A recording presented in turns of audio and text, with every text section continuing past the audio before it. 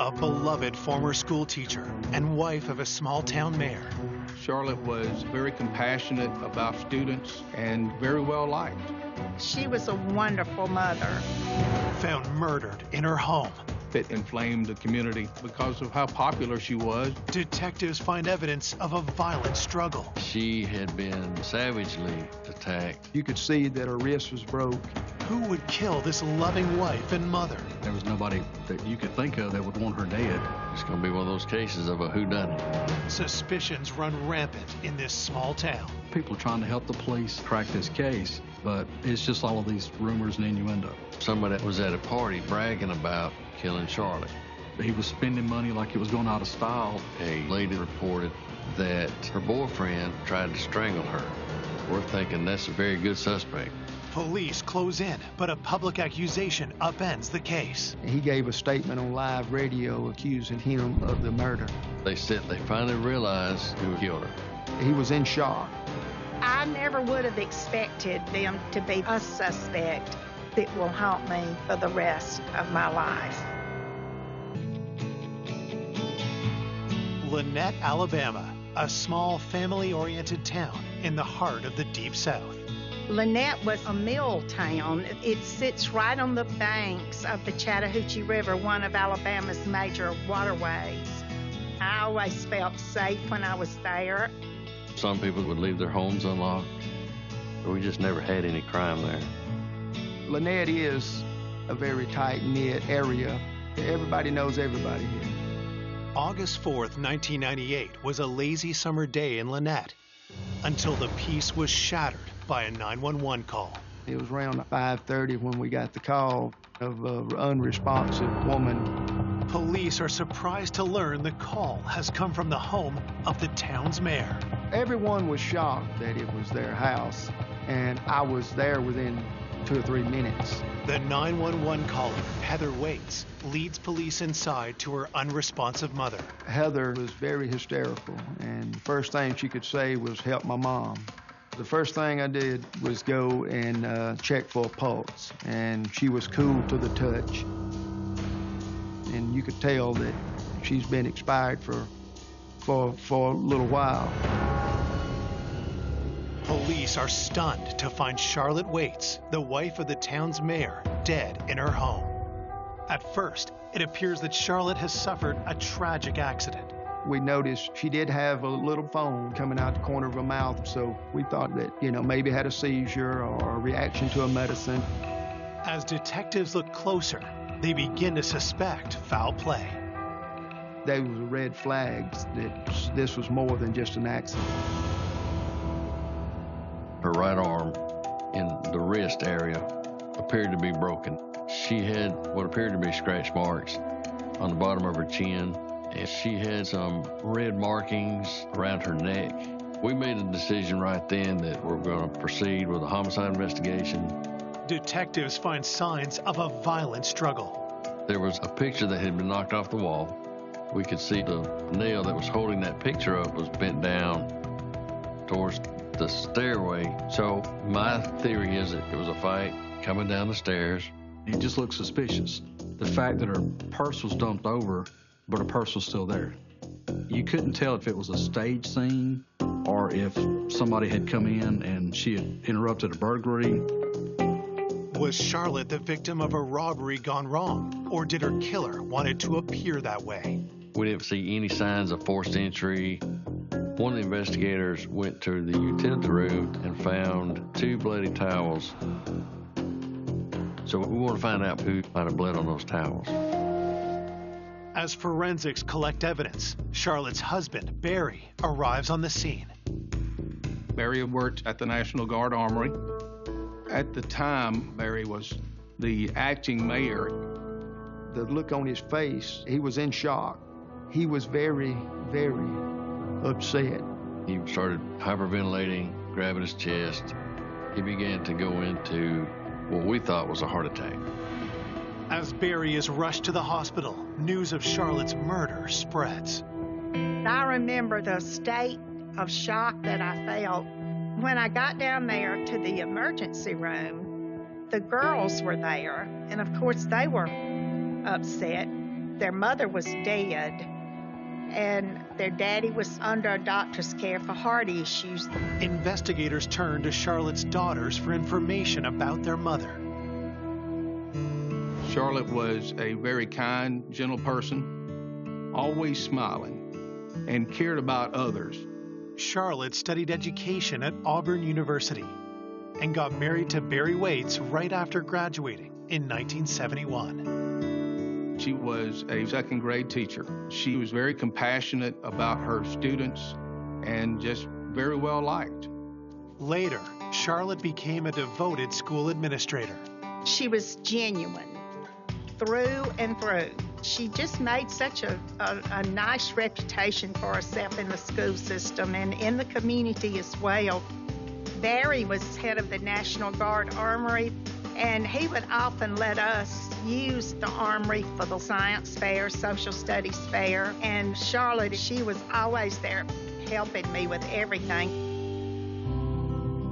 Charlotte and Barry had the perfect marriage. 2 great careers, and they had 2 daughters. Heather was going to college, and Kara was still in high school, getting ready to graduate. When you was around them, you could feel the love. They were well respected in this community.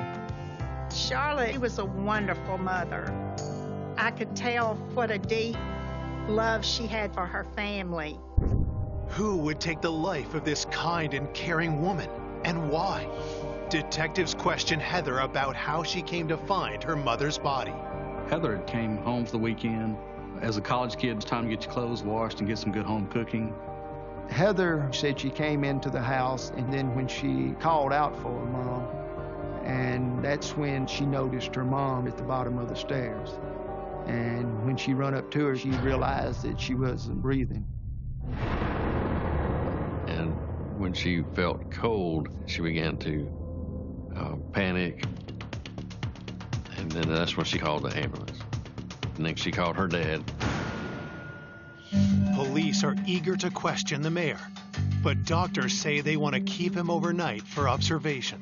We did find out that he didn't have a heart attack. It was an anxiety-type situation. But we were never able to talk to Barry while he was in the hospital. He got out the next day. On Saturday morning following the murder, we were at the office, myself, the other investigators, and then all of a sudden Barry walks in. When it's this type of murder, it's usually someone very close to him at the same time. Nobody would ever suspect the mayor of doing anything like this. Anyone that knew Barry knew that he's like a big teddy bear. My knowledge of Barry at that point, I'd never seen him upset. He was just friendly and well respected. Barry didn't fit any kind of profile to do this kind of crime. But we did take the opportunity to just look over him while we were talking to him, see if we could see any visible injuries, and we could not. Barry offers to help with the investigation and agrees to be interviewed. Detectives ask him for his whereabouts the previous day. He told us that in the morning he had gone to the armory, just had a normal day. Around 11 or so, he left the armory and gone by the barbershop. He said it was full, so he went back to work the rest of the day until he received a phone call from his daughter telling him that she had found her mother. So he rushed home. Investigators hope to verify the mayor's alibi, but they haven't established a clear timeline for Charlotte's murder. The first day of business after the homicide, the only thing we had was a victim in a neighborhood that these things don't happen. It's going to be one of those cases of a whodunit. Nobody disliked Miss Waits, and there was definitely nobody that you could think of that would want her dead. As fear grips the town of Lynette, suspicion starts to fall on someone close to Charlotte's daughter. Through talking to family, we had learned that Kara was dating a boy that her parents really didn't like because he was living a rough life, hand to mouth. Barry and Charlotte both told her that she was not going to see him. And then, of course, they learned that she was seeing him behind their back. At the time of the murder, Kara was still in high school and she was pregnant. I believe that Charlotte knew that Kara was pregnant. Investigators wonder if there had been a deadly confrontation between Charlotte and her daughter's lover. People have been killed for less Maybe he thought, hey, I want to see your daughter, you're not letting me, so you're going to pay for it. Coming up, the list of suspects grows. People start calling the tip lines or saying, well, so-and-so told me so-and-so. And small-town secrets are revealed. He had been to prison for violent crimes. People are starting to say, you're maybe not the person we thought that you were. Then, new evidence stuns investigators. He's got a money issue, and that's a flag. But the prints did not match. I can't put this behind me until it's solved. You may think that you know who did the crime, but you may be wrong.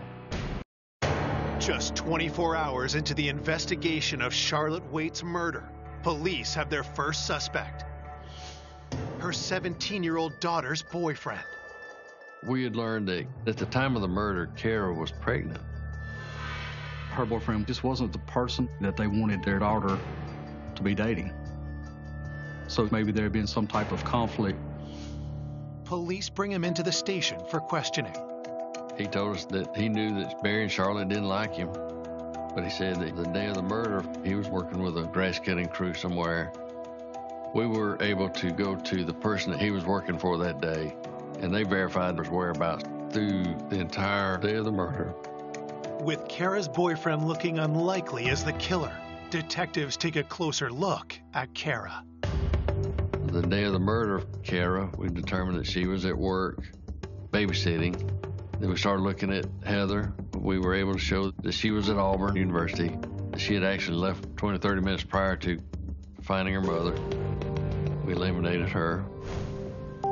It's been less than 2 days since Charlotte Waits was found dead, and the investigation is under intense scrutiny from the public and the media. We did have a lot of pressure put on us from the beginning because it's the mayor's wife. He's a pillar of the community, and she's a pillar of the community. With this case being such a high-profile nature, there was a lot of eyes looking at us. I was the host of the morning show on WRLD radio. We were getting calls from people all over the county. I knew Charlotte's family real well. There was so much speculation at the time. Under the close watch of the media, police turn their attention back to the mayor's alibi. On any homicide, when your victim is married, you will start inside and then you work your way out. We wanted to find out the timeline of his whereabouts to eliminate him as being a suspect. Barry claims that on the day of the murder, he left work around 11:30 a.m. to run an errand, then returned. Barry said that once he got back to the armory, that he sent a fax to his commander. We traveled to Birmingham to verify who he sent the fax to, and it showed us that Barry got back to the armory at the time that he said he did. Police confirm Barry's fax receipt has a 12:30 p.m. timestamp, but investigators still don't know the exact time of Charlotte's murder. While they wait for the autopsy results, they hope Charlotte's coworkers can help provide the answer.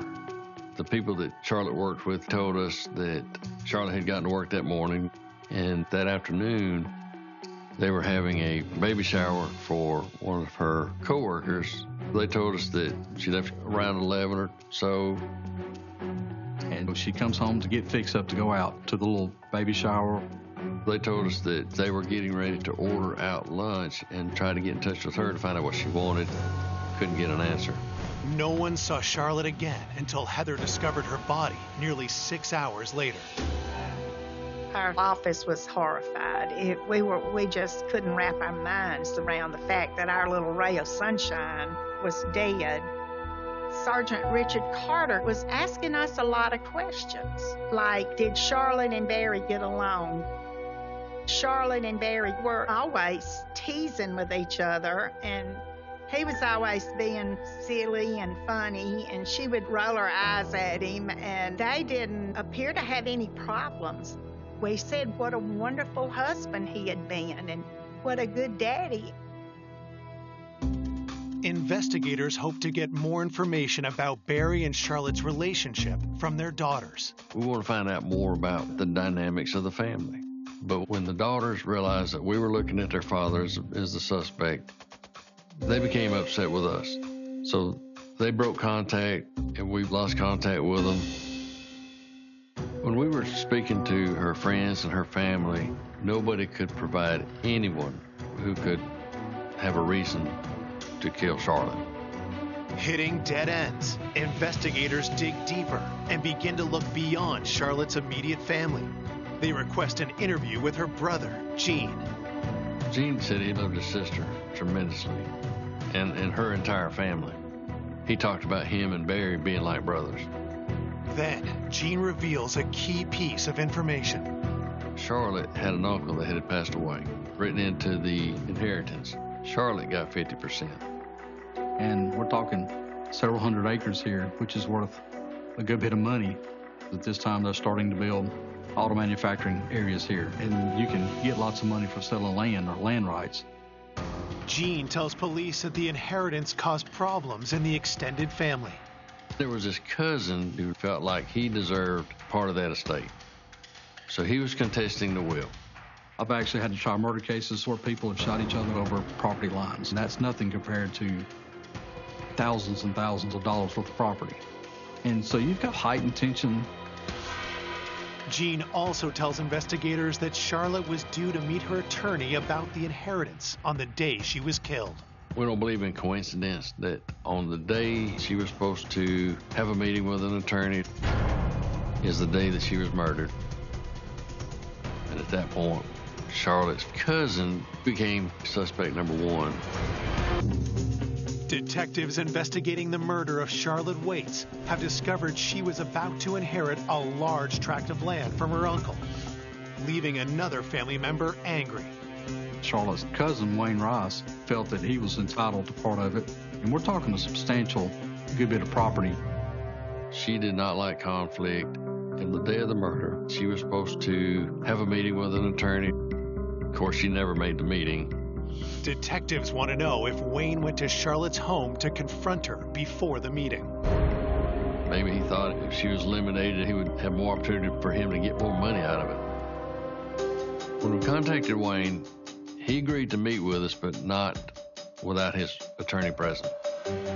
Police ask Wayne how he feels about being left out of the family inheritance. He knew that disputing that will caused broken relationships, but he said that he didn't wish any ill will on Charlotte. Investigators ask for his whereabouts on the day of the murder. Wayne had told us that he'd gone to work early that morning. He'd gotten off work, gone home. We wanted to find out, did he have any opportunity to come to Lynette, commit the murder, and leave with nobody seeing him. We talked to 3 of his co-workers, and they confirmed that he never left, didn't even leave for lunch. With Wayne ruled out, police go back to the drawing board. Once we were able to eliminate Wayne, we were kind of left, again, at point A. Who could commit this crime and leave and nobody see anything out of the ordinary? 2 weeks after Charlotte's murder, detectives received the autopsy report. The pathologist explained that it was a strangulation. The report concludes that the murder weapon was a piece of Charlotte's own clothing. Miss Waits had on a blouse that kind of had the little strings that went across it, and those strings actually created the ligature mark around her neck. And were pulled from behind. The autopsy also confirms that Charlotte suffered other injuries in the attack. She was thrown to the floor in such a violent manner that she suffered a dislocated wrist and a head injury that by itself could have killed her.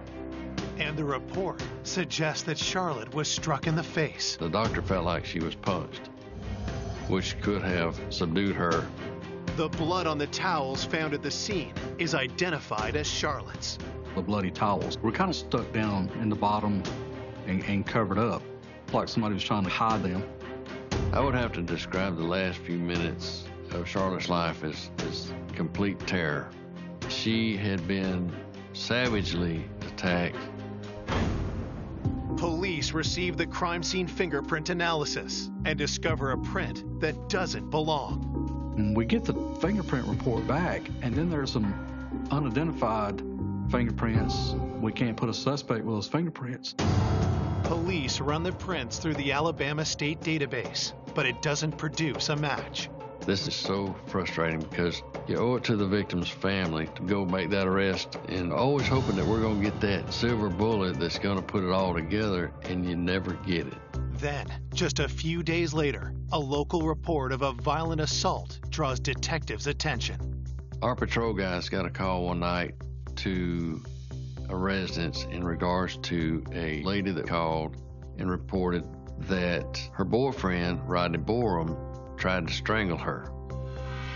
When the officer wrote up the report, he said, "This looks awfully familiar to the case that you're working on." Detectives interview the victim and are struck by the similarities in the attack. She reported to the police officers that her boyfriend attacked her from behind, tried to strangle her, but she was able to get away from him. We knew Miss Waits had been choked from behind, so you have to look at that. Is this an isolated case or an ongoing pattern of violent attacks? We realized that he had actually had a pretty extensive criminal history from another state. He had been to prison numerous times for violent type crimes. So we were extremely interested in Rodney. Police obtain Rodney's prints from the Georgia State database. We sent those off to the crime lab to compare with the prints that were lifted at the crime scene. When we spoke to Rodney, it was explained to him that this crime looked a lot like what took place with Charlotte. So he knew without a doubt why we were questioning him. As police look into Rodney's claim that he was working on the day of the murder, the lab comes back with fingerprint results. We got notified that Rodney Borum's prints did not match. And through his alibi, we were able to eliminate him from being in the area that day. Police can't charge Rodney for the alleged assault on his girlfriend due to lack of evidence, so they let him go. Once again, the investigation hits a dead end. You have to keep an open mind. Always be ready for something that's going to take you down a different path. A few days later, a stunning piece of information comes in on the police tip line. We'd gotten a tip that there was a man at a party bragging about killing Charlotte. The tipster claims he overheard someone named Kenny Boyd confess to the crime. He said that he had been at a party with Kenny Boyd, and that Kenny Boyd had told him that he had gone in to rob Miss Waits, and that she caught him burglarizing the house. We thought this is what we needed. This is the tip that we need. It's going to get us where we need to be.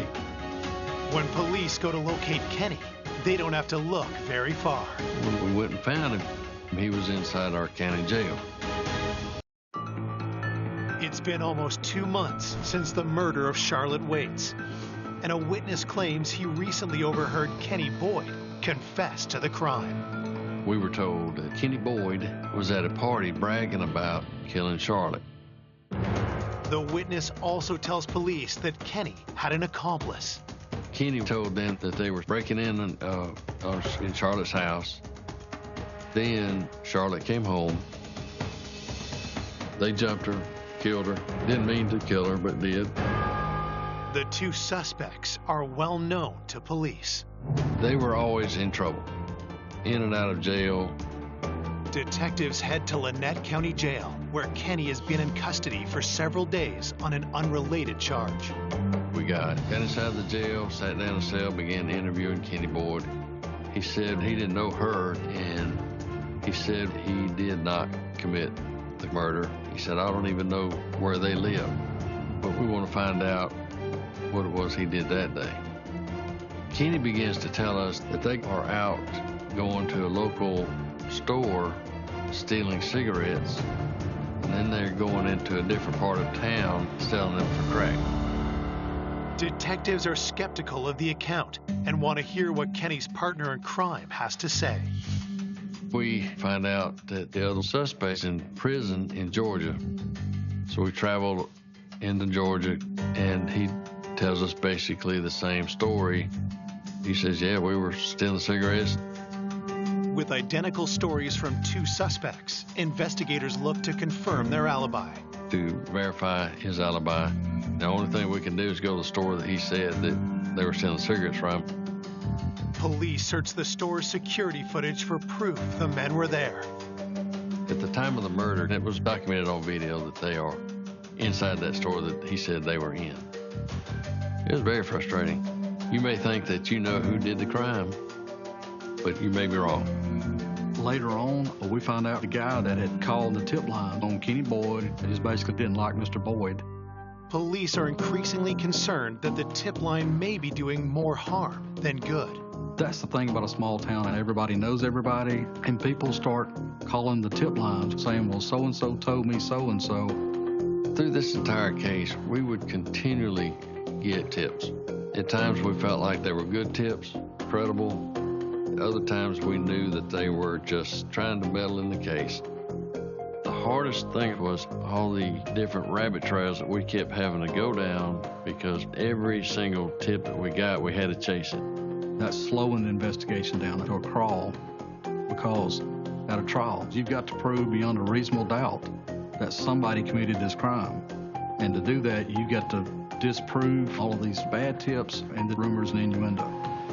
With the investigation at a standstill, the public is increasingly angry that no arrest has been made in the 6 months since Charlotte's murder.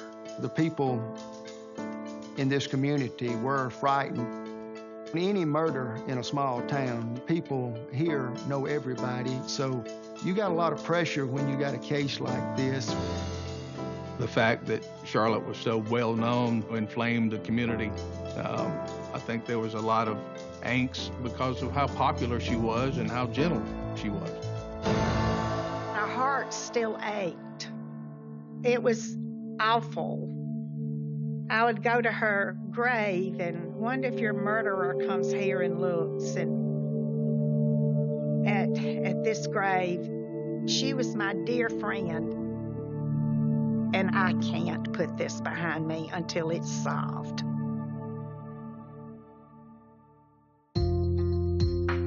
The pressure never lessened on this case. The community demanded that somebody gets brought to justice on this case. As months turn into years without justice being served, Charlotte's loved ones carry on as best they can. Barry Waits is no longer mayor, but he continues to serve on Lynette City Council. His daughters, Heather and Kara, have both moved out of town. The girls went on with their lives. Heather got married, and Barry moved on with his life. And he eventually remarried. Every investigator always has one case that stays with them. You go to bed with it, you wake up with it. I never considered it a cold case because it always sat on my desk. It consumes you, especially in a small town, when you know the people involved. 3 years after Charlotte's murder, a bizarre development puts the case back in the spotlight. Barry was on our city council, and Barry decided to run for re-election. Well, there was a gentleman who lived in the county who decided to run against Barry. The person running for city council against Barry Waits at that time, his name was Rod Spraggins. Rod was a bail bondsman. He was very well known throughout the community. While on the campaign trail, Rod Spraggins makes a stunning statement in the local press. Rod was quoted in the paper as saying that he was 100% convinced that Barry Waits had killed Charlotte. 3 years after the murder of Charlotte Waits, Rod Spraggins has publicly declared that he knows who killed her. Rod said, Charlotte came to me in a dream and told me that Barry's the one that killed her.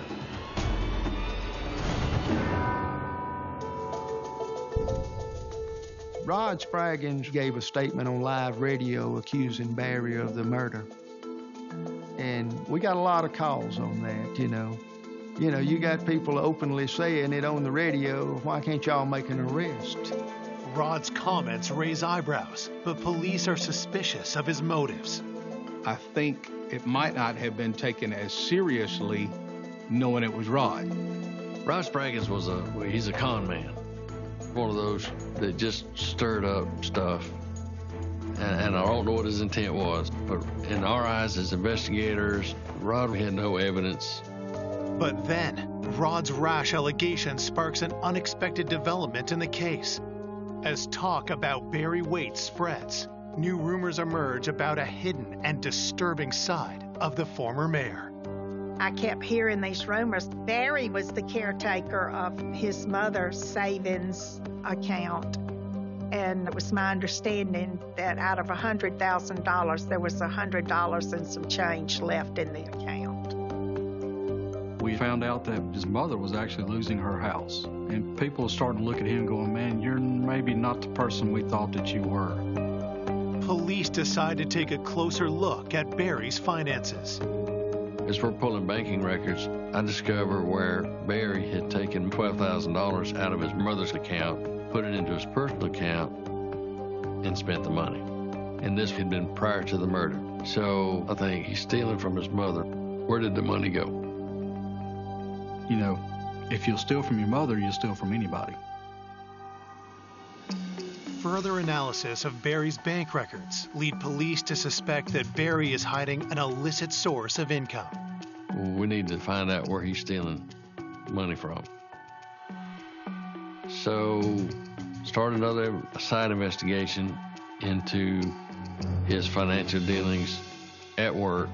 Investigators interview Barry's superior at the National Guard Armory. The commander was telling me that Barry really doesn't have any way to steal money, but they're allowed to rent out the armory for weddings and stuff like that.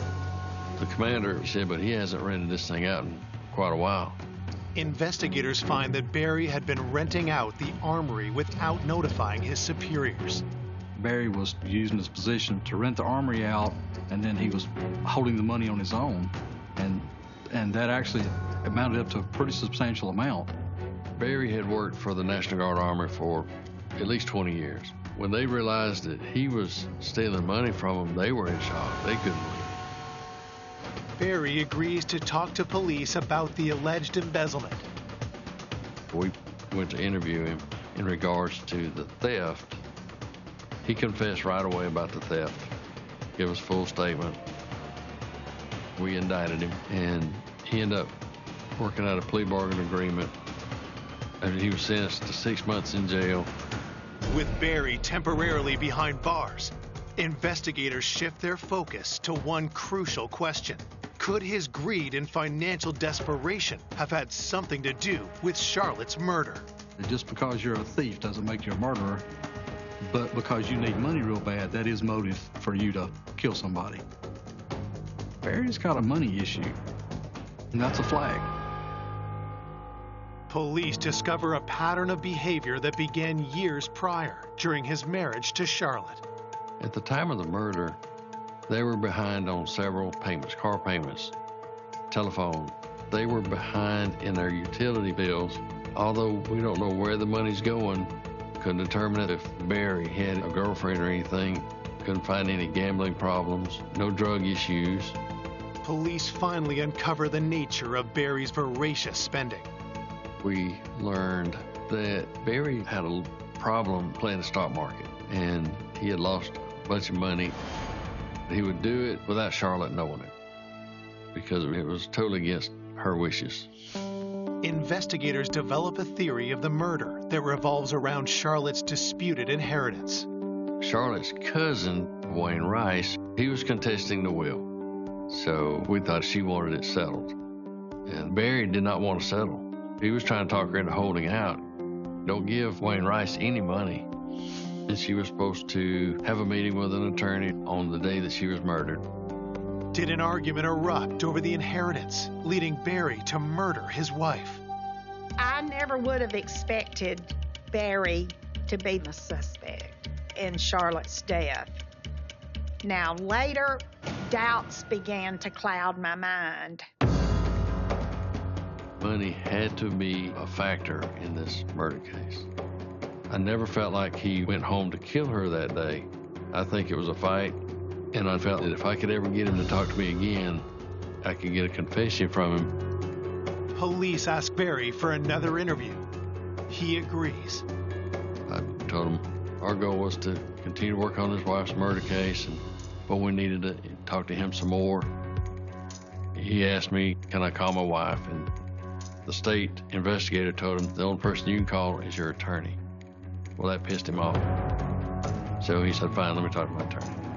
So it ruined any chance we had to confession. Once again, the investigation goes cold. There was some angst in the community. We don't want an unsolved murder. We want closure to this case. And I don't think it was ever a case where the police didn't want to bring this to trial. I think it just took time to put a puzzle together. Police are stunned when nearly 5 years after Charlotte's murder, a pair of unexpected witnesses come forward. Barry's daughters, they went to the DA's office to their crime victims advocate. After refusing to speak with police for years, Heather and Kara provide investigators with explosive new information. And then finally, after so many years, they were ready to offer what they could to find justice for their mother.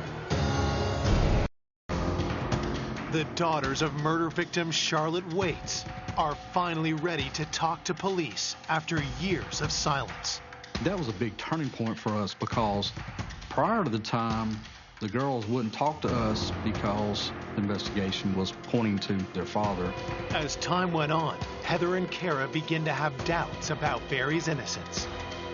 When Heather and Kara came forward, they began to tell investigators about their dad stealing money from them. The women provide a detailed account of how their father had left them penniless. Because of Barry being a suspect in his wife's murder, the insurance company would never pay her death benefit. At some point, he was able to convince the insurance company to leave the money to the daughters. At that point, Barry made his daughters an offer for Charlotte's inherited property. He said, if you'll give me that insurance money, I will give you the land. So they give their dad the money. But when the land dispute settled, he signed over the property to his new wife and left his daughters out to dry. As police dig deeper, they learn how Barry had manipulated his daughters into silence. The youngest girl had been being told by her father, you're the main suspect in this case.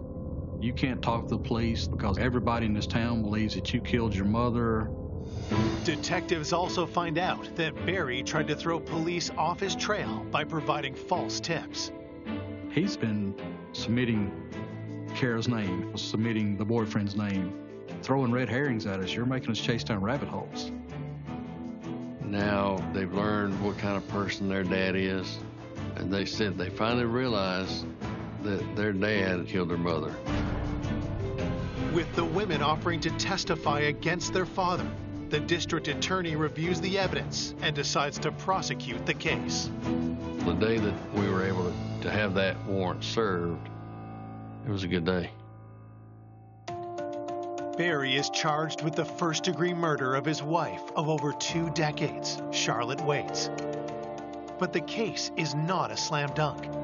You can convict on circumstantial evidence, but when you do that, you have to rule out every other plausible explanation. The trial begins in November of 2006. Prosecutors begin by describing how and why Barry killed his wife. They assert that Barry left work around 11:30 a.m. to confront Charlotte at home about her disputed inheritance. So Barry left Armory, went straight home to talk her out of making that settlement offer. And Barry comes home, and they start arguing. And she says, this is my family, and I'm going to do it, and this is my decision. Then, Barry turned violent. And at that point, he gets her. It caused her nose to bleed, and she wipes up with towels, and that was enough. She's just getting out of there and getting away from Barry. But Barry doesn't let Charlotte escape.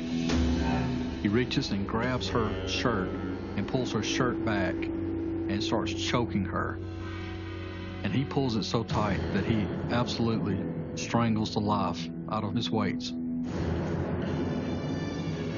and then he takes her and just kicks her down the steps. He goes down and leans over the body to make sure that she's dead. Prosecutors say Barry attempted to cover up his crime. He hastily hides the bloody towels and dumps Charlotte's purse. And then he leaves and he starts putting his alibi together. He then goes back to the armory and he sends a fax, and that fax is supposed to be putting him out of the time frame of being at the house the time she's killed. The prosecution shows that Barry had sufficient time to commit the murder. There was an hour-and-a-half time frame from when Mr. Waits had left the armory and back to the armory when he sends a fax. And prosecutors prove that every other suspect had an airtight alibi. Every other name, every other person that was mentioned, we can eliminate them. But we could not eliminate Barry. Later, an expert rules out the possibility of an unknown intruder based on further analysis of the unidentified prints at the scene. The fingerprint expert says these are little kids' fingerprints. They don't have anything to do with this crime. But Barry Waits' fingerprints were down low, close to Charlotte Waits' body. Finally, Barry's daughters take the stand. You could read it on their faces and you could hear it in their voices. They were 100% convinced that their dad killed their mother. After a brief deliberation, the jury reaches a verdict. When the jury came back guilty, it wasn't relief. It was just a feeling of calm. I went to her grave that afternoon and I said, okay, sweet girl, you can rest in peace because we know that your killer is going to pay for what he did. Barry Waits, the former mayor of Lynette, is sentenced to 40 years in prison. I think at one time, Barry was a person that intended to take care of his family. But whatever demons he had that made him burn up his family's money, his mother's money, consumed him, overtook him, and the need for money was more important than his wife's life or his daughter's love.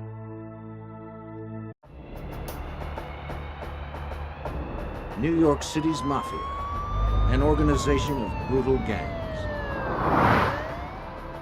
To gain wealth and power, members strong-arm businesses and kill anyone in their way. John Gotti was one of organized crime's fiercest members. He wanted to rule New York City. The FBI had to stop him.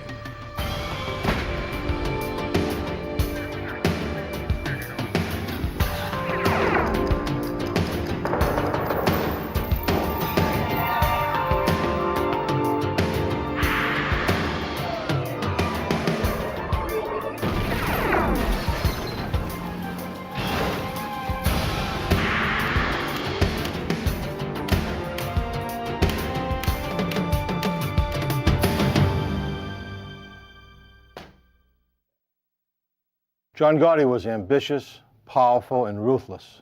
He ruled with flash and conspicuous style, playing celebrity with the media and cat and mouse with the FBI.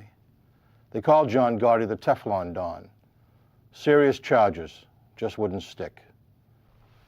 I'm Jim Kallstrom, former director of the FBI's New York office. When John Gotti came to power in 1985, organized crime still had its tentacles spread into many legitimate businesses. Like a game of chess, crime bosses were well insulated by layers of pawns. The FBI's job was to penetrate their defenses and capture the king.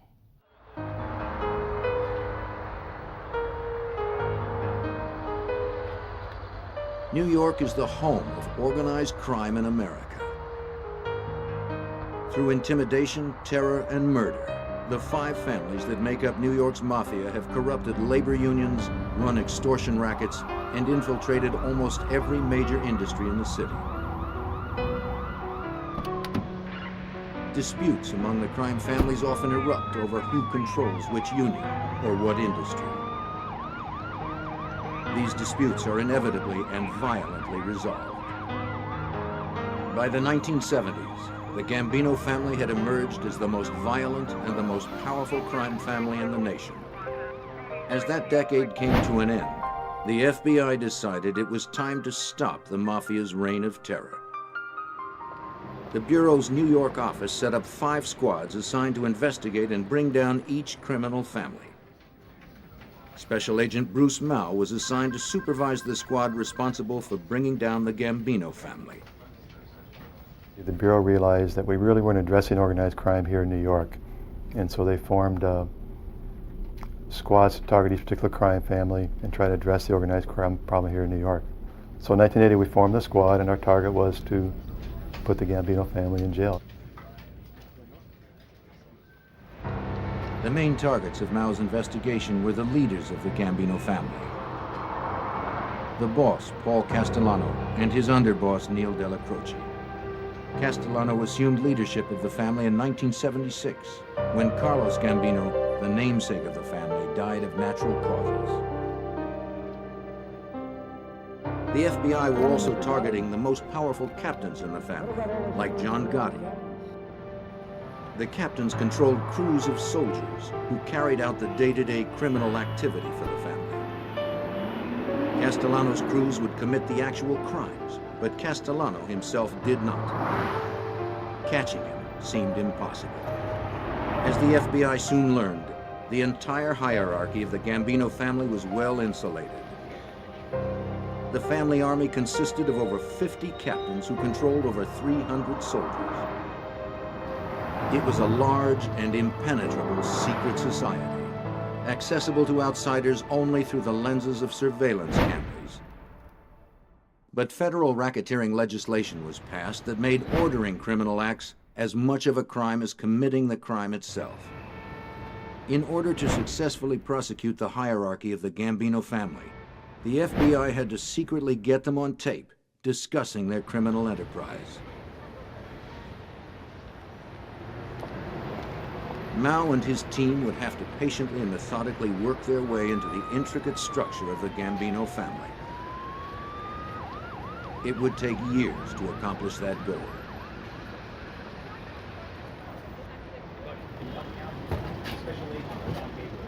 Agents tried to learn more by speaking to residents in the neighborhoods where mob activity was prevalent.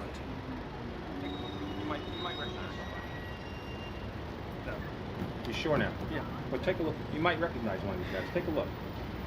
Take a good look. Take your time. Few people were willing to talk.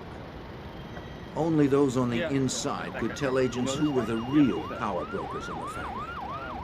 Cooperating witnesses and informants had to be developed. Betraying the mafia meant certain death. Informants would be difficult to come by. But some were willing to take the risk. Most were low-level criminals cutting deals with the government to avoid prosecution and long prison sentences.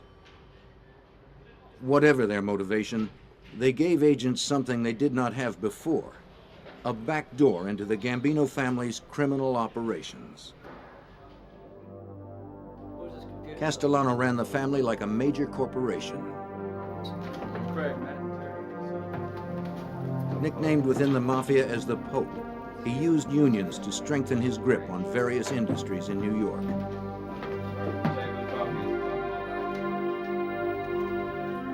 Louis Schilero, head of the FBI's New York office, is an expert on organized crime. One of the most influential things that the Gambino family did was the control of the labor unions in New York City. They exerted at one time tremendous influence in terms of the Longshoremen's Union, in terms of construction industry, trade unions, and in terms of the Teamsters and trucking. By controlling the trade unions in New York City, the Gambino family was able to control construction and certainly had a great influence in the garment center. And that generated tremendous amount of financial base to the family. You know, that's paper trail. Castellano knew how to keep his interests under control.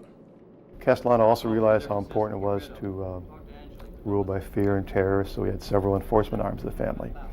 He had a crew that was famous for killing people, dismembering bodies, and doing all sorts of horrid things.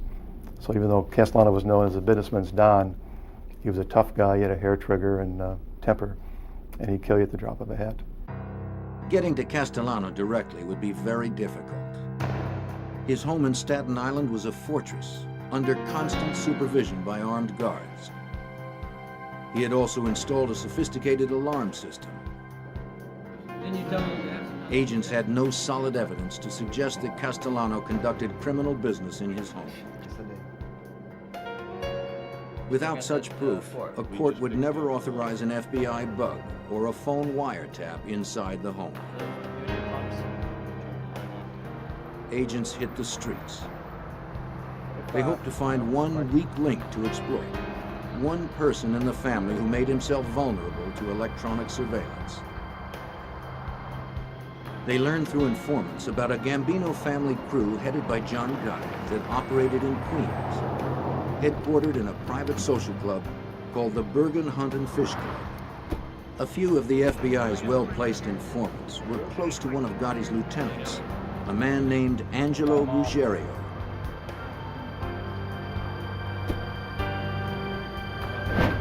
Though known on the streets as the most vicious gang in the Gambino family, agents believed they found their weak link in Gotti's crew.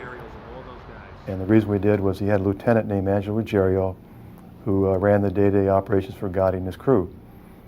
And Angelo was an attractive target because, number one, he's very active, involved in a lot of criminal activity. Number two, he had a big mouth. He talked a lot. He was a gossip and a blabbermouth.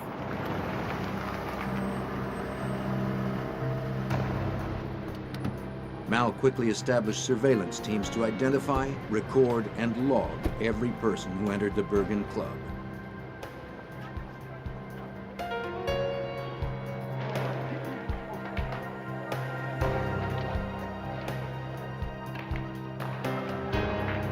Agents learned that John Gotti and his crew made money for the family primarily through hijacking, car thefts, extortion, and illegal gambling operations.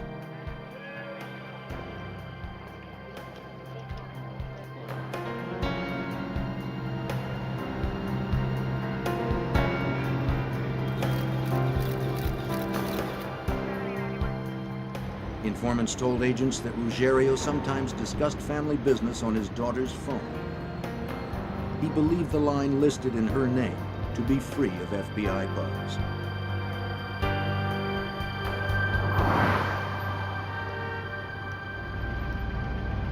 Permission to wiretap a private telephone is granted sparingly.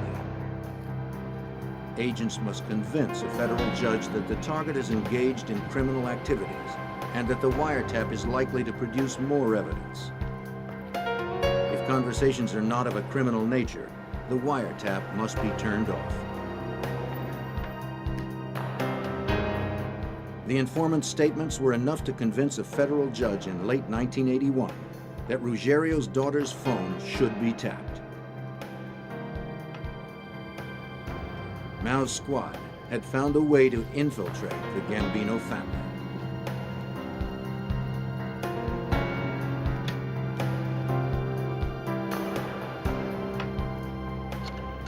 The wiretapping of Ruggiero's phone proved to be one of the most successful wiretaps in FBI history.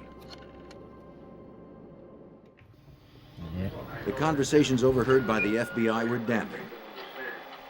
But agents learned that Ruggiero also held meetings in his home with Gambino members. Mao and his squad had enough evidence to justify placing a microphone in Ruggiero's home. Agents slipped in, installed the bugs in his dining room, and left without a trace.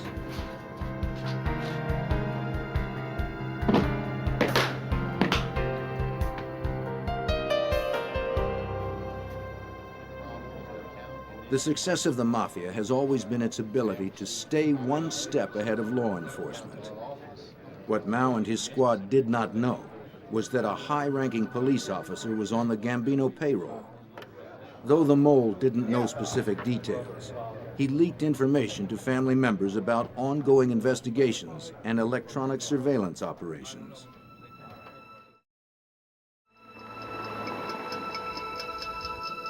Angelo Ruggiero became paranoid that his house was bugged.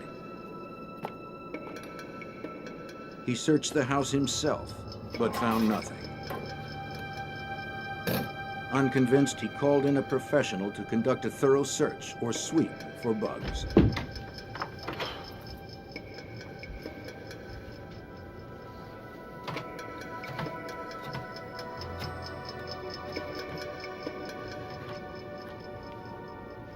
Yeah, I need someone to come sweep my house, please. Ruggiero ordered the sweep on the tap telephone. When the FBI heard the conversation, they knew they had a crisis. 2345 Richmond Street. You got a problem. The phone tap inside the home was immediately turned off to avoid detection. All that work. If discovered, it would destroy weeks of diligent work and send the squad back to square one. And there were no targets as talkative as Ruggiero. Yeah, just come right here. Okay.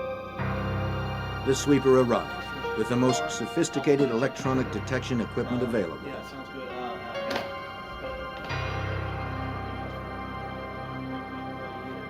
After 2 days of searching the house top to bottom, he was ready to report his findings to Ruggiero. 2 days after Ruggiero's house was searched for bugs, agents arrested the man who conducted the sweep of his house. What they learned was indeed shocking. He charged Ruggiero thousands of dollars for his services, but none of his detection equipment worked. He had swindled the mob. Fortunately, he had told Ruggiero his house was clean. It was a lucky break for the FBI.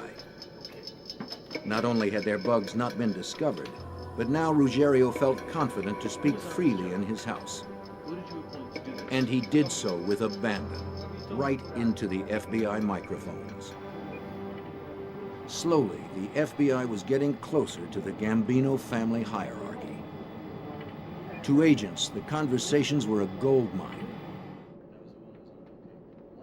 As Ruggiero met with his mob partners, the FBI learned of a major heroin trafficking operation conducted by Ruggiero and John Gotti's younger brother, Eugene. Over a 6-month period, Angelo and Eugene Gotti had distributed over 50 kilos of heroin in New York alone. The FBI had every last detail on tape. There was a mafia rule in effect that dealing drugs was strictly prohibited. The punishment for getting caught was execution. No appeal, no trial. Ruggiero did not have the boss's permission to deal drugs, and he knew the consequences.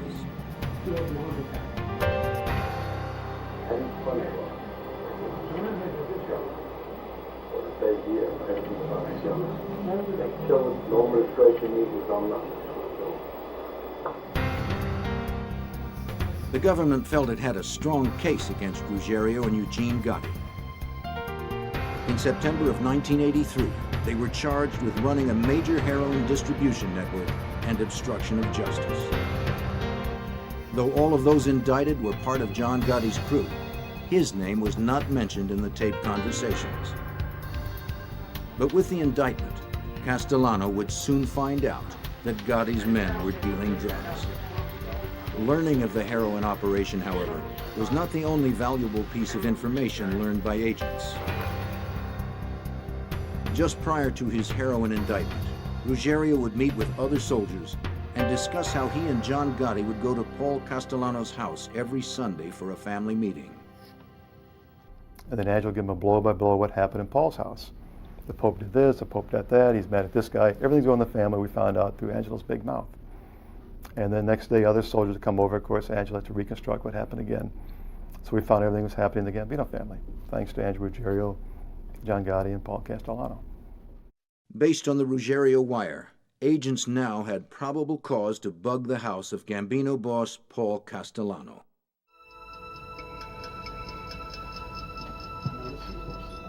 Getting into Castellano's house took detailed planning and methodical execution. Agents managed to get inside the house and place the bugs. Soon after, they began taping conversations that directly implicated Paul Castellano as the boss of the Gambino family. the man who oversaw a multitude of illegal rackets that cost taxpayers millions of dollars each year. Castellano would meet with his most trusted captains to discuss business. The FBI identified one of those captains as Sammy the Bull Gravano.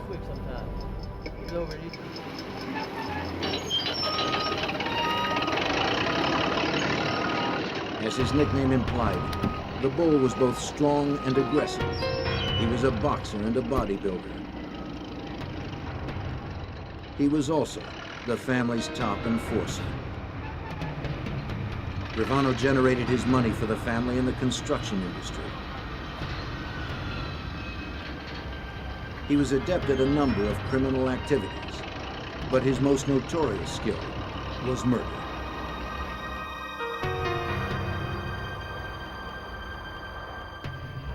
As the FBI continued to investigate powerful captains in the family like John Gotti and Sammy the Bull, their sights remained focused on the boss.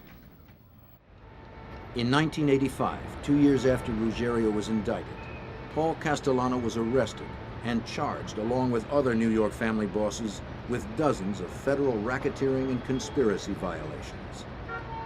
Out on bail, Castellano continued to run the family, though his attention seemed focused on how to beat the government's case against him.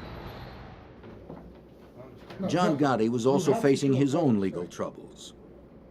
An independent investigation led by the U.S. Attorney's Office ended with Gotti and his mentor, underboss Neil Della Croce, being charged with several counts of racketeering.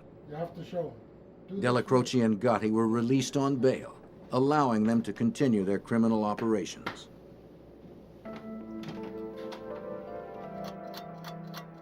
Months later, Della Croce lay dying of cancer. The FBI had bugged his bedroom. Gotti and Ruggiero visited, and the FBI was listening. They recorded Gotti talking about his fears that Castellano might kill him and Ruggiero for getting caught on tape discussing their drug dealings and for leading the FBI to Castellano's house. The boss wanted to hear the FBI tapes. Della Croce promised Gotti that he would do anything in his power to protect him. Della Croce's loyalty to Gotti was causing a rift in the family. He was stalling the boss, reluctant to turn the tapes over to Castellano. The Gambino family was splitting in two.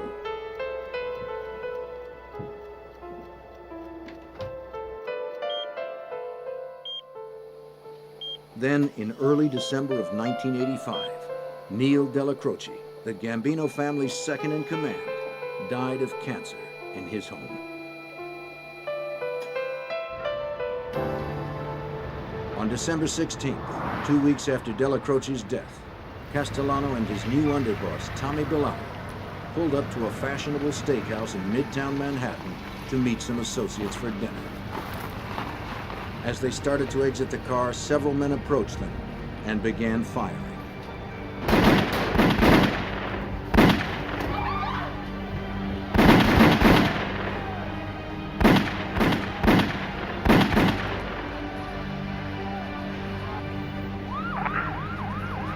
Castellano and Bellotti never knew what hit them. They were killed instantly.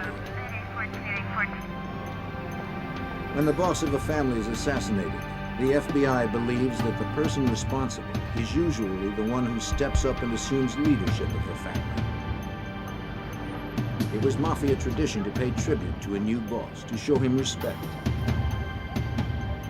2 weeks after the murder, agents watched a parade of high-level Gambino family members enter the Bergen Hunt and Fish Club. They were meeting with John Gotti.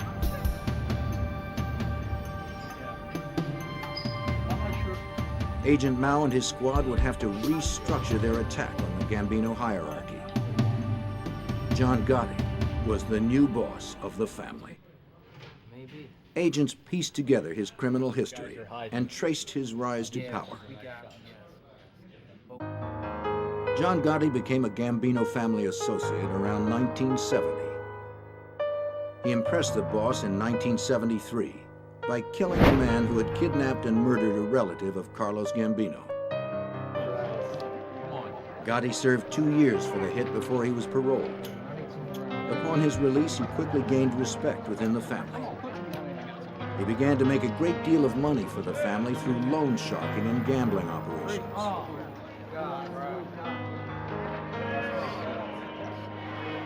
In his neighborhood, he became a hero of sorts, throwing huge 4th of July parties every year, complete with fireworks. Special Agent George Gabriel was assigned to Mao's squad in 1985. He quickly became an expert on John Gotti. He took care of if there were old ladies that were in need. If he had money in his pocket, he'd give it out. He was, in some respects, a Robin Hood in his neighborhood. And that's how he carried himself. But how did he make that money? By killing, by robbing, by manipulating, by bribing, by controlling rackets that he didn't have a right to control. And that's a side, when he didn't like you, when you fell on the wrong side of John, you died. I mean, there was no mercy. You died. There was no two ways about it. Gotti was now the king. He found himself in command of a multi-million-dollar crime network made up of scams he did not know existed. He had a lot to learn. With their bugs and surveillance, Special Agent Gabriel and the rest of the FBI squad learned right along with him. John Gotti took over that family. He had to learn what the rackets were, and as he's learning them, we're learning them. Who's got what industries, who's collecting from what unions. He's asking captains to give him a list of all the soldiers in there and their crews, so he could know who he's got in his family and how many. Gotti was the boss, but he still had legal troubles. 6 months after becoming the head of the family, he was sent to jail to await trial on loan sharking and gambling charges. Jail didn't slow him down, though. From his cell, Gotti ordered a murder. It was against Robert DiBernardo, who had been a close associate of Gotti. DiBernardo's assassination was set up by Angelo Ruggiero, who was still awaiting trial for his 1983 drug indictment. Angelo's one of the few guys who's got access to John in jail and tells him that Robert DiBernardo is talking subversive behind John's back, the boss's back. He's saying that John isn't fit as the boss and we should appoint somebody else as the boss. Angelo wants this done because Angelo owes Robert DiBernardo a lot of money and he doesn't want to pay him back. I was going over some of these contracts here. This public housing contract. On Gotti's behalf, Ruggiero asked Sammy the Bull Gravano to set up the hit. You want some coffee? Yeah, that'd be great. Give some coffee. On June 5th, 1986, DiBernardo showed up for a meeting at Gravano's construction office. Everyone greeted him as usual. DiBernardo must have suspected nothing. You know, we got all those contracts.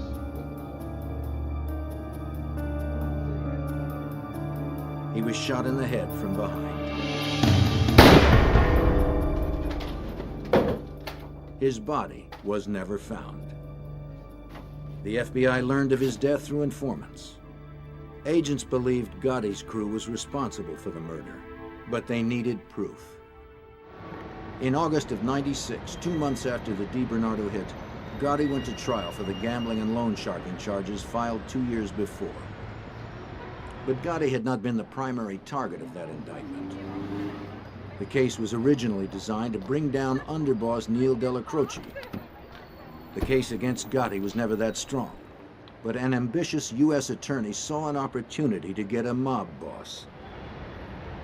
Though the case did not involve Mao's squad, he sent George Gabriel to observe the trial. During a break in the proceedings, Gabriel came face to face with his adversary. I introduced myself. I told him I'm George Gabriel. I'm with the FBI. I work on Bruce Mao's squad. He says, you tell him I'm going to be home in 6 weeks. I'm going to beat this one. I said, all right, I'll deliver your message.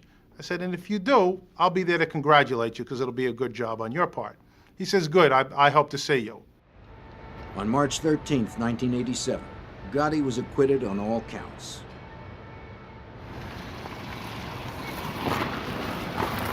George Gabriel made good on his promise. After the verdict, Gabriel went to the Bergen Hunt and Fish Club in Queens, where Gotti was having an acquittal party.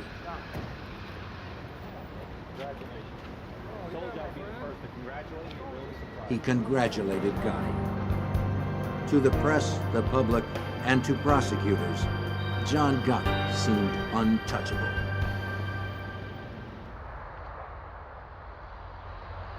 Out of jail, John Gotti resumed his celebrity status. Around town, he was seen at fine restaurants and glitzy nightclubs, always immaculately dressed. Already he was known as the Dapper Don. Now, with his acquittal, he earned the title of the Teflon Don.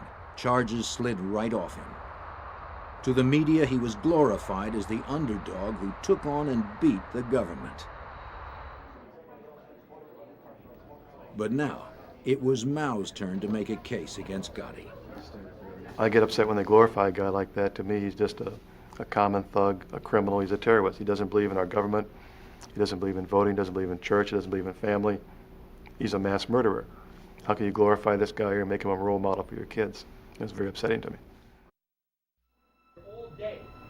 In order to make his case against Gotti, Mao had to find out where he was conducting his business. The FBI bugs planted at the Bergen Hunt and Fish Club had dried up. Since becoming boss, Gotti wasn't spending as much time there. The squad leaned hard on informants to find out where Gotti held his high-level meetings. It took 8 months, but in early 1988, they finally found Gotti's new headquarters. Gotti turned the Ravenite Social Club in Little Italy into his headquarters. It was a symbolic gesture on Gotti's part. The Ravenite was his mentor Neil Della Croce's old club. Here, Gotti would meet with his captains to conduct family business. Agents rented an apartment down the street from the Ravenite. A high-powered camera was installed to record all those who came and went from the club. In February of 1988, the FBI earned court approval to bug the Ravenite. With 30 or 40 people in the room, deciphering conversations was difficult.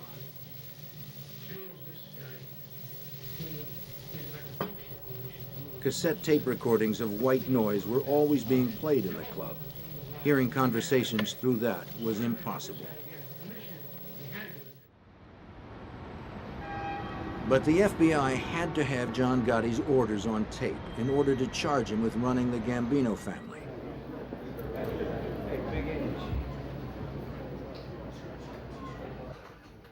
So far, the bugs in the Ravenite had not produced much evidence.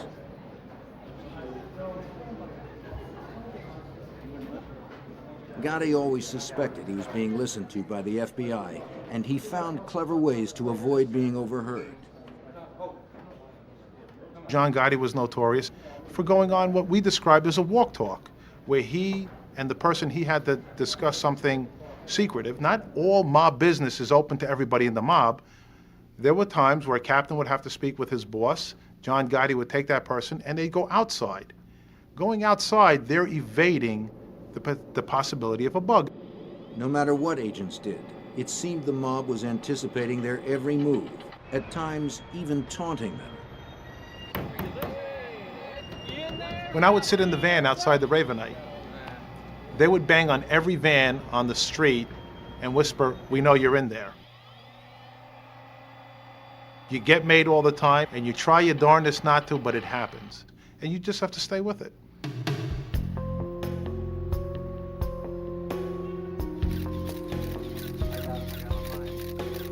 John Gotti ordered another hit out of range of the FBI bugs.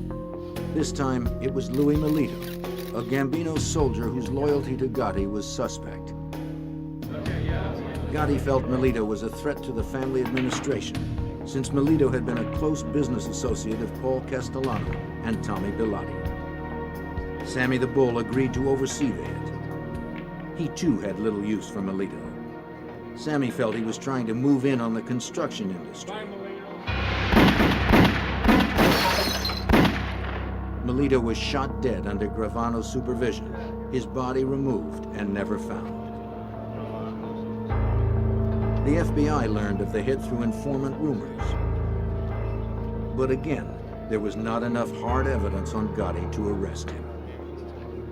Gotti was ordering people killed right under the FBI's nose. The cat-and-mouse game intensified, and so did the pressure on the FBI to stop him from ordering more killings. Mao knew he was overlooking something. Gotti must be talking, but the FBI didn't know where. In December 1988, Bruce Mao decided it was time to shut down the wire and regroup. It was a very frustrating time because we knew we were so close. We had these guys on videotape. We could see them coming and going. We saw the walk talks around the street. We were so close, but yet so far away from achieving our goals. The bugs were shut down, but the FBI's Gambino squad would not give up. They developed a new informant who told them Gotti would sometimes be in deep conversation with one of his men in the Ravenite. Then abruptly, they would leave the table and go into a hallway behind the club. Usually they were gone for 10 or 15 minutes. The meetings in the hall were no doubt incriminating ones. And in a quiet hallway, FBI bugs could pick up more of the conversations.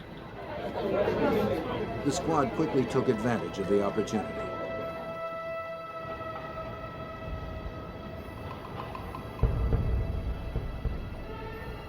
In October of 1989, agents bugged the hall.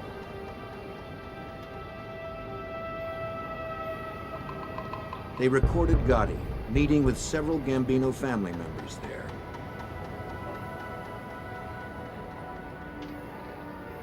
The bug produced some evidence against Gotti, but not the evidence they needed to put him away for life. Gotti had to be meeting his men in another location within the building. Somewhere where he felt comfortable and safe.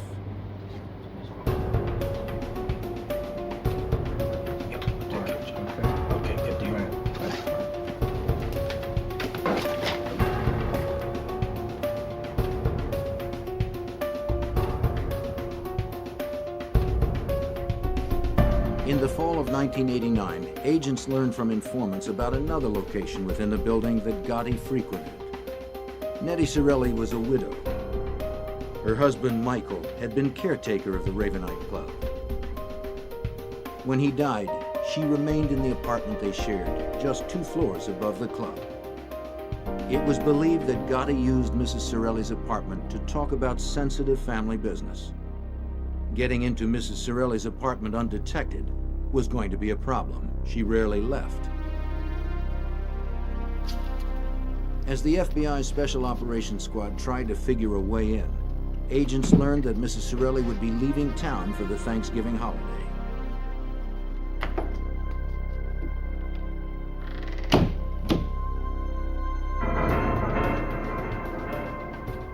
It was the opportunity they had been waiting for. Agents went to work. They sneaked into the apartment in the middle of the night and placed the bugs.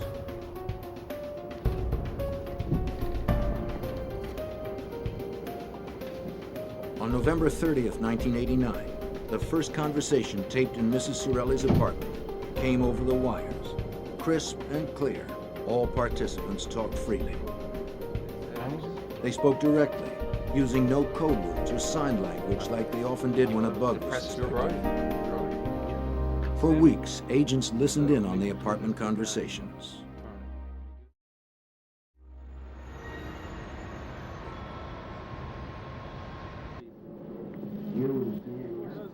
On December 12, 1989, they got the biggest break they could ever have hoped for.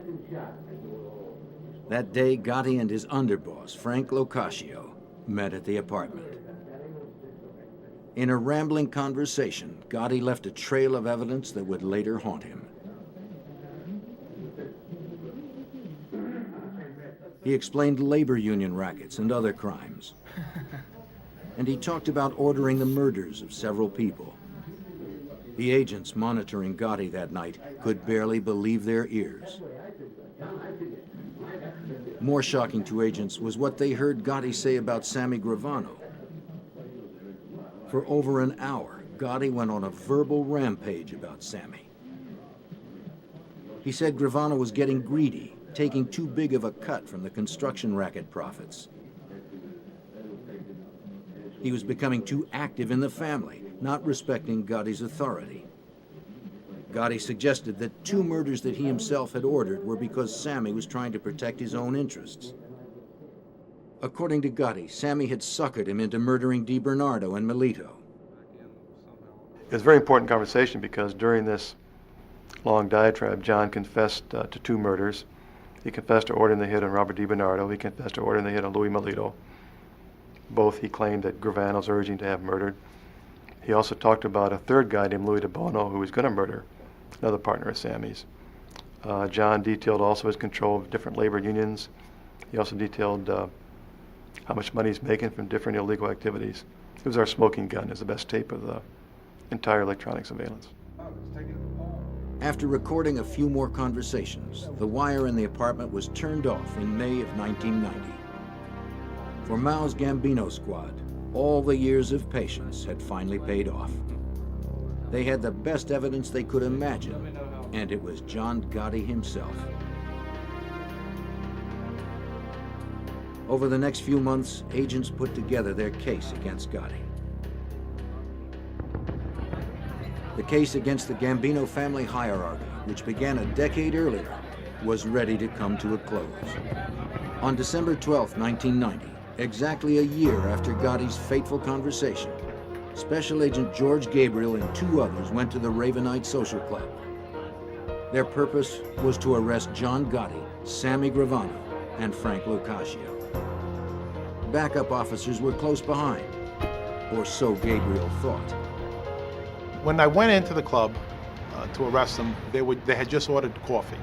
And myself, my partner, and one of the police officers kind of accidentally went into the club ahead of the rest of the arrest team. We were about a minute ahead of everybody. So there we were in the classic, we've got you surrounded, and we're looking behind us, and there was nobody there. There wasn't a problem. Everybody complied with what we asked for.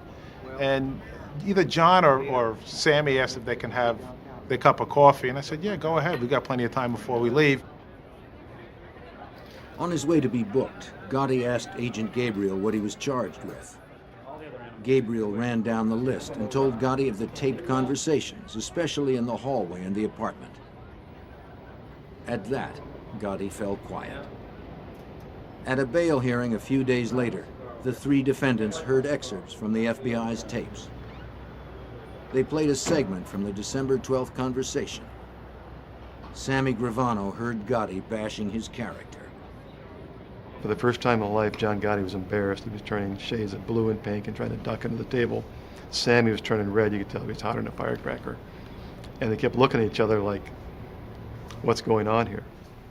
But that tape planted the seeds for the first time in Gravano's mind that he and John Gotti could never coexist, and one had to kill the other if they ever got out of jail. After hearing the tape, Gravano realized Gotti's defense strategy would be to blame him for the murders. Gravano was being set up as the fall guy. On November 8, 1991, Gravano decided to cooperate with the FBI and tell them everything he knew about the Gambino family. He filled in all of the details that were missing from the recordings about how he and Gotti committed crimes on behalf of the Gambino family and managed to stay one step ahead of law enforcement. Gravano arranged payoffs to jurors and a high-level police officer who had been supplying Gotti with classified information. Both the jurors and the corrupt officer were indicted and given jail sentences. Gabriel finally learned why Gotti had been able to avoid successful prosecutions. He's out there in everybody's face. I beat the government. They've got nothing on me. Reality was he bought the jury. Sammy Gravano paid a juror $60,000 to throw that case. And that's how he wins his case. The question most in need of an answer concerned the Castellano assassination. Through Gravano, the FBI finally learned the truth. The seeds for Castellano's assassination were planted when Angelo Ruggiero and Eugene Gotti were indicted in the heroin distribution ring in 1983. The prohibited operation could no longer be kept quiet from the boss. Castellano learned that the government's case was based on FBI recordings of Ruggiero. Castellano was furious. He wanted to hear the tapes for himself. Events began to snowball. In 1984, the tapes were finally turned over to the defense, and for the first time, all the co-defendants and defense attorneys had all these tapes of Angelo blabbing about heroin trafficking, meetings at Castellano's house, commission meetings, et cetera, et cetera. So, around 1984, Castellano, being the boss of the family, asked Ruggiero for a copy of the tapes. The tension between Gotti and Castellano was held in check by Della Croce. But when Della Croce died, the barriers were down.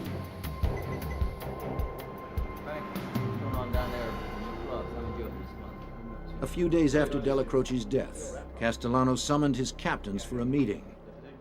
Tommy Bellotti would replace Della Croce as underboss. More ominously, Castellano declared that Gotti's crew would be disbanded, his men absorbed into other crews.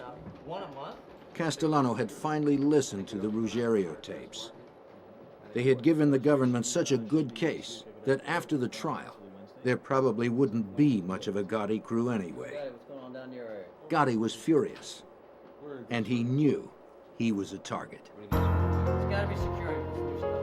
There was grumbling among the ranks that Castellano was preoccupied with his legal problems and wasn't paying enough attention to the family.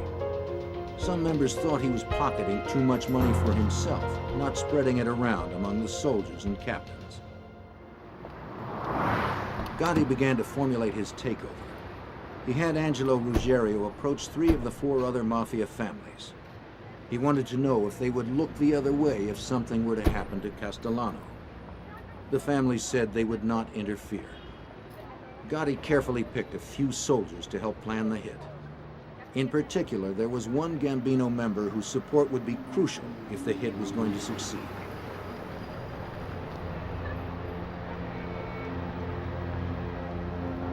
Ruggiero was sent to ask Sammy Gravano if he would participate in the murder of Castellano. Gravano agreed. He was aware of the growing dissent within the family. He also knew that John Gotti was powerful enough to pull off the murder of the boss. And when the other families agreed to stay out of the way, Sammy knew the smart play was to back Gotti.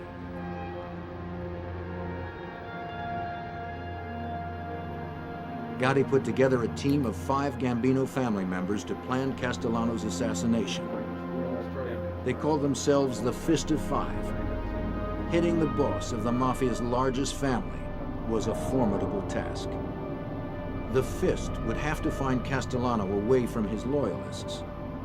And they knew that Castellano was under constant law enforcement scrutiny. He must be hit someplace where the FBI was not apt to be following him. Their best opportunity came in mid-December 1985. Castellano had asked 5 of his captains to meet him for dinner at Sparks Steakhouse in Midtown Manhattan. But one of the captains was a member of the Fist.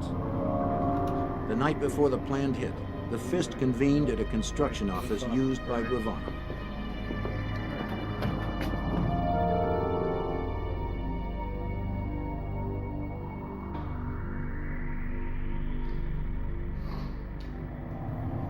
Four shooters had been hired, 2 for Castellano and 2 for his driver and underboss, Tommy Bellotti.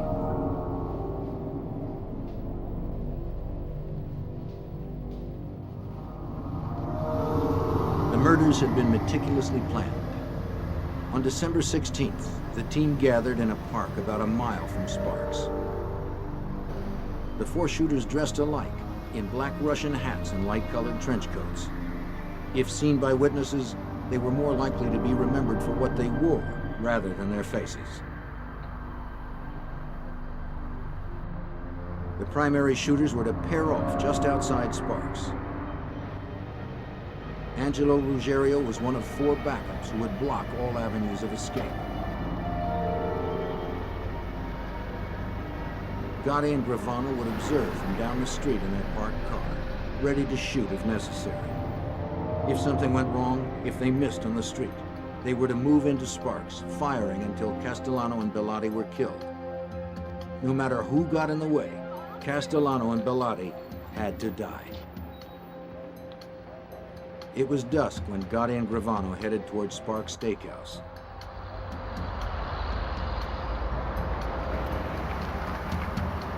The shooters took their places. Gotti and Gravano soon found their vantage point, a parking space at an intersection down the street from the restaurant. They waited in the car. Castellano was late. Perhaps he'd been tipped off about the plot on his life. In the middle of a conversation with Gotti, Gravano suddenly looked to his left and panicked at what he saw.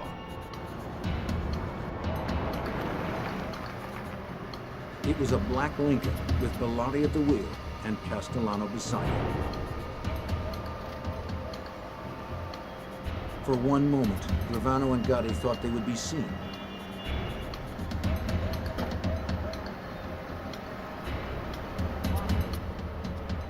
But the light changed and the car moved on.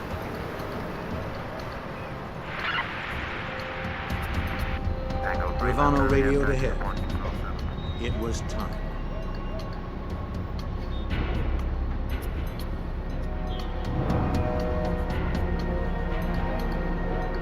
As Bellotti pulled the car to the curb, the assassins advanced.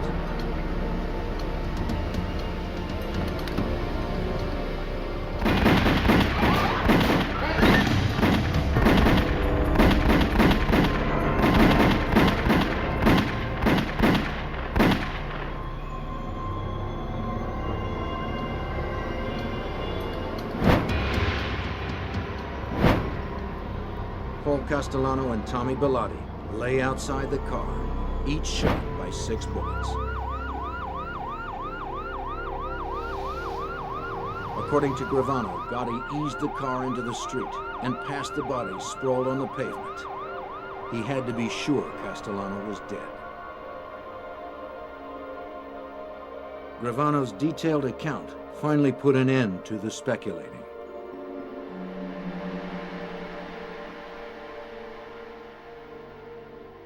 As part of his plea bargain, Gravano testified against his former boss. He admitted to his role in 19 mob-related murders. He served 5 years in prison and voluntarily entered the Witness Protection Program. On April 2nd, 1992, John Gotti was convicted of 5 murders, including Paul Castellano's and Tommy Bellotti's. He also was found guilty of other crimes under the umbrella of obstruction of justice and racketeering. They included bribery of a police officer, jury tampering, gambling, bookmaking, tax evasion, and attempted murder. John Gotti lived out his life in federal custody, stripped of his audience, his expensive suits, and his flamboyant style. He died in a prison hospital on June 10th, 2002. The FBI crackdown on organized crime is working. Louis Shaliro, head of the New York office, is optimistic about New York's future. People today, I think, can build a building in New York City without being shaken down by a Cosa Nostra family. I think a restaurant in New York City could have their garbage picked up without fearing that they will be shaken down if they don't pick a particular carter. People today can compete on the Fulton Fish Market without the necessity of paying off one of the particular New York crime families. So we've come a long way. There is certainly a lot of things that left to be done, but I think people generally in New York City certainly are starting to feel the effects of this effort. The battle rages on in New York City. Mafia families continue to plunder, continue to kill. But because of the ceaseless efforts of the FBI, the people of New York are beginning to feel relief as more and more mobsters like John Gotti are taken off the streets.